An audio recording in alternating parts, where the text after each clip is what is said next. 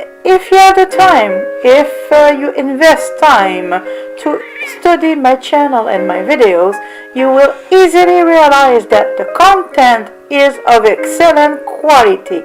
I'm just selling what helped me personally with my chronic fatigue, and I will affiliate myself with other people who are really helping people. So before we go further to the video, I just want to say today's video is sponsored by BetterHelp. BetterHelp, in case you didn't know, is one of the best places online that you go to if you need a counselor or just someone to talk to. I know a lot of you guys out there, including myself, have struggled in the past, and in unfortunate situations, a lot of us struggle to deal with that stuff, and it's where BetterHelp can help. And it is where BetterHelp can, help. BetterHelp offers affordable online counseling. You can get access to licensed, trained, and experienced trained psychologists, marriage and family therapists, clinical social workers, and board licensed professional counselors, so there won't be any shortage of people who can help you and talk to you about anything you're struggling with. And all you got to do is go to BetterHelp by using the link in the description box, then answer a few questions, then they match you with the counselor based on those questions, and then you're all set. Plus, if you ended up being paired with a counselor that you don't like, you can always switch to another one who suits you best. So yeah, if you decide to check out BetterHelp, make sure to use the link in the description box or the comment section down below, as it supports the channel. And by the way, I am in convalescence, and with that being said, let's jump right in the video.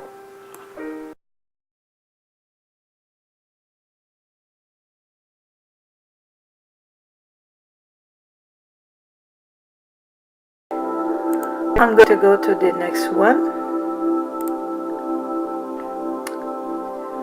Quote, over 9 years I was treated for clinical depression, high blood pressure, type 2 diabetes, polycystic ovarian syndrome, endometriosis, obesity, adult acne, metabolic disease, and panic attacks, but not Cushing's.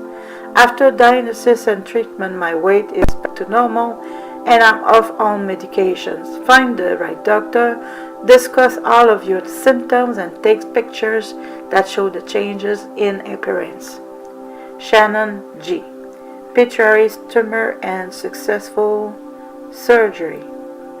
So I'm going to read her testimony, Shannon's story. I used to wonder, so Shannon G.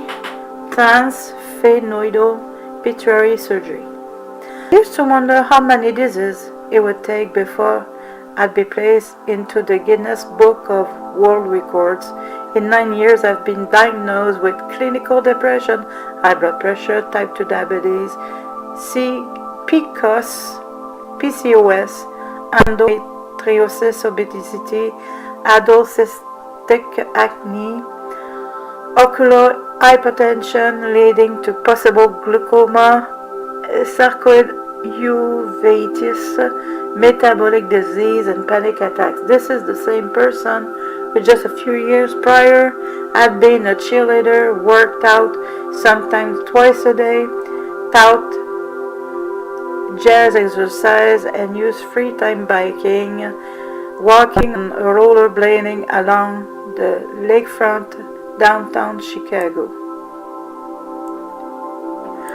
When I was 30, I was the healthiest I have ever been.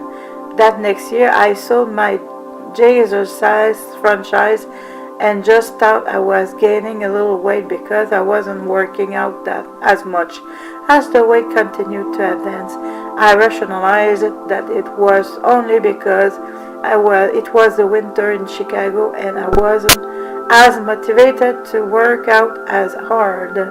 During the next year, I was sleeping all of the time, and when I wasn't sleeping, I was crying for no reason. I made my way to a psychiatrist and was diagnosed with clinical depression. She said it must run in my family somewhere, and I should combine medication with talk therapy. I was given a prescription and sent to a recommended psychologist to talk. After 3 sessions, it was evident I was not hiding any dark secrets, and I was sent on my way being told I was the happiest depressed between commas person she had ever treated. In the meantime, I was developing a cystic acne all over my face, chest, and back. I went to a dermatologist and he said even though I had rarely had acne as a teen, it was very common among middle-aged between commas women. He prescribed antibiotics and again sent me on my way, but I could never get over the fact that he thought 32 was middle-aged. My periods came multiple times a month, or not at all, but always with intense cramping. I have no idea how many different OB and GYNs are just doctors and specialists in all I've been to in 9 years. It's just too numerous to count. I do know I've been on every bird pill, control pill, and shot there is to regulate me, and had 2 surgeries for endometriosis that found nothing. Also, I was now on high blood pressure medicine because one of my OB-GYNs said my numbers were so high she was afraid to let me leave her office. She encouraged me to try harder to lose the weight so I would get back to a normal range. I was using my doctors of internal medicine as my GP, and I was always sharing my concern about my weight and all of my problems. Every time he would run my A1C to check my blood sugar, it was getting higher and higher. I would tell him I had not changed anything. He always said it was just a high normal between commas, and we would watch it. Again, I was encouraged to work out and really watch my diet. What diet? I didn't know barely eating and still getting bigger was considered a diet. I remember telling my family and friends over and over that no one was listening to me and everyone was just treating the symptoms and not looking at the big picture. No matter what type of doctor I went to, I was told to lose weight, try harder, and I may have to accept my problems between commas and just live with it. Every office I left, I could tell they had summed me up as a pre-menopausal female who was a closet between comma overeater and unwilling to accept I wasn't a teenager any longer.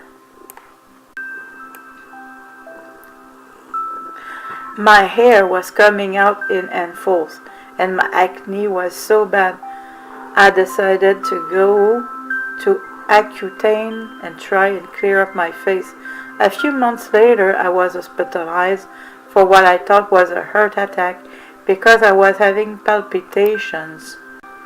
They were so hard I could not catch my breath. It was the beginning of the panic attacks that my psychiatrist said was due to my history of depression and probably brought on the Accutane. I was referred to my first endocrinologist who told me I had metabolic disease, I would not lose the weight, and he would just have to control my symptoms the best he could. Needless to say, I was not going back to him. But when I went to my parents for the holidays, his office called and said this doctor insisted I'll be placed on blood sugar medicine immediately because my numbers were so high, and he could not believe I had not been placed on it sooner. I began to see articles about a syndrome called PCOS. When I researched it, I thought I had found my answer to ill health. But now I was exhausted at the thought of telling my story again to yet another doctor. I called the endocrinology that as a major teaching hospital, and then they did not hesitate on whom to recommend. The head of the department specialized in PCOS. It took me 6 months to get in for the first appointment, but like all of the times before, I had a renewed hope someone would not only listen but also hear what I was saying. I was now becoming very weak and had many other symptoms. I had electrical pulses that would go up my legs, and twice my feet swelled so badly I couldn't stand on them. My two eye doctors were treating me, and a retina specialist for what I was told was sarcoid uveitis and ocular hypertension, which was high pressure behind my eyes.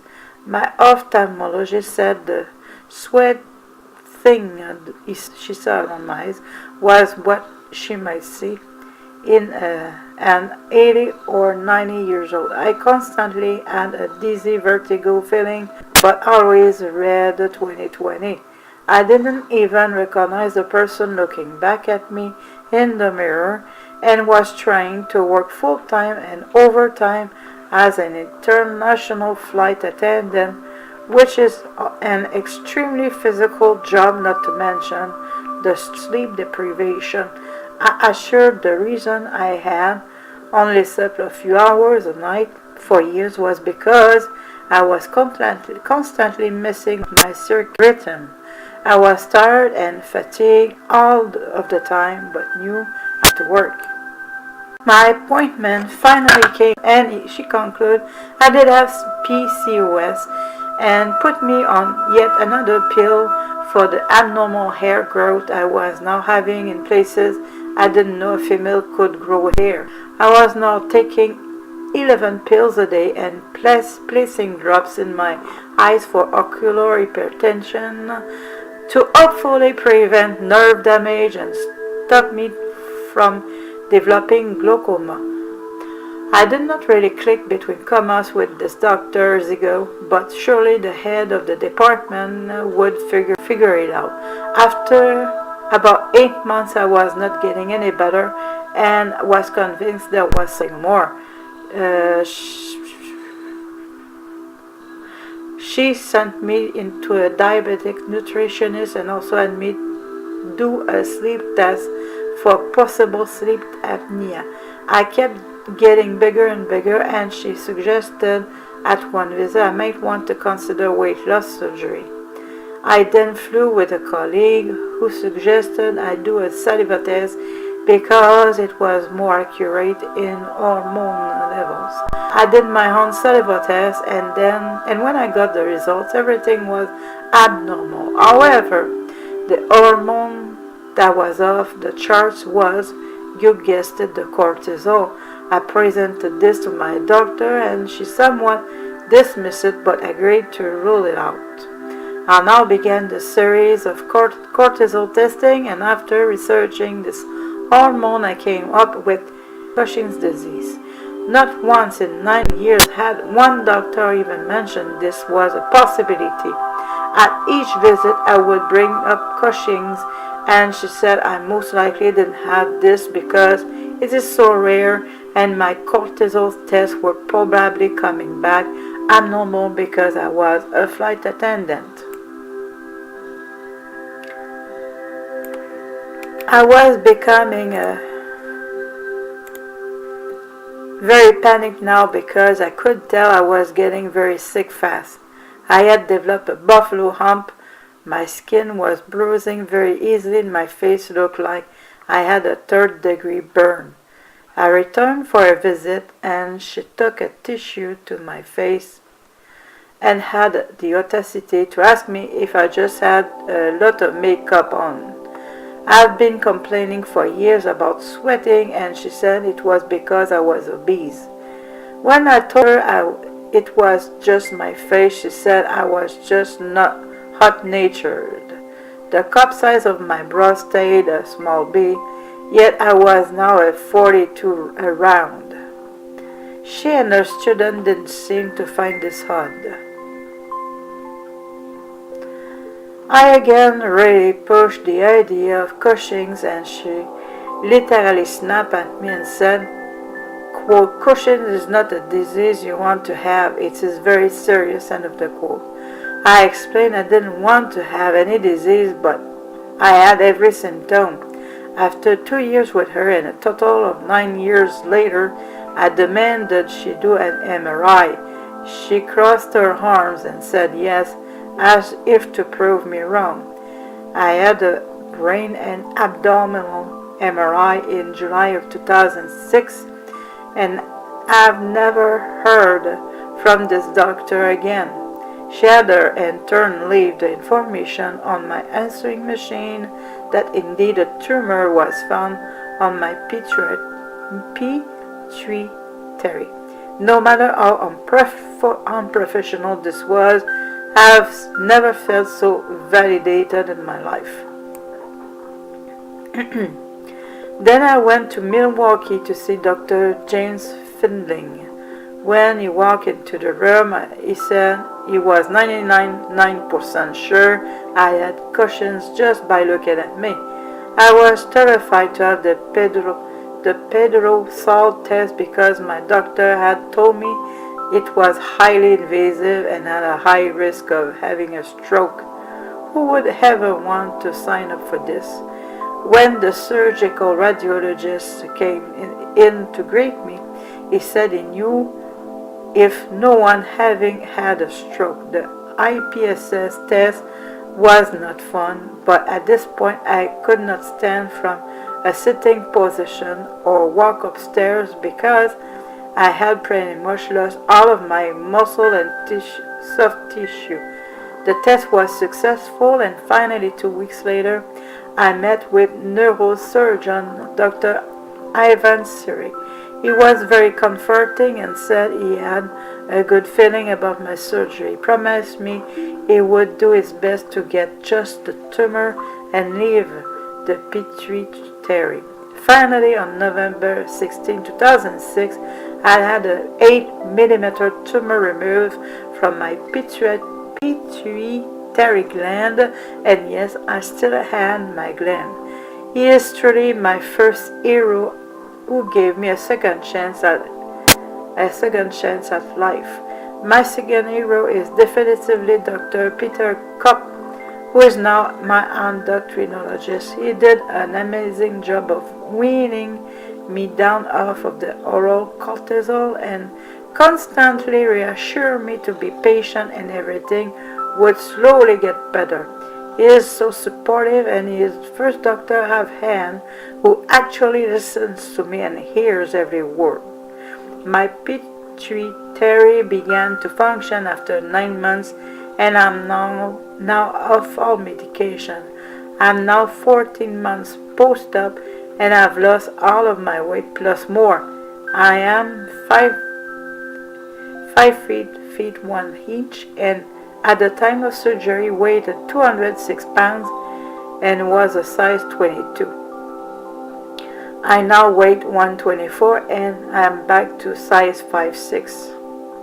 I feel pretty good except for some aches of my lower back that didn't want to subside. Still have cloudy thinking, and my muscles don't seem to want to get stronger no matter how much I work out.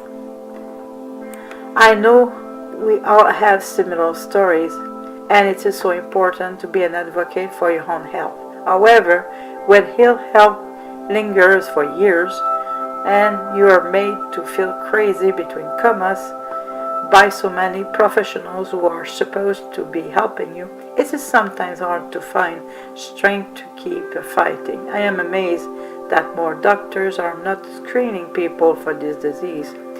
If it were not for this support group, most people would not know it exists, which is why it is so important to get the word out to doctors and the public. No one I knew had ever heard of this disease, including myself.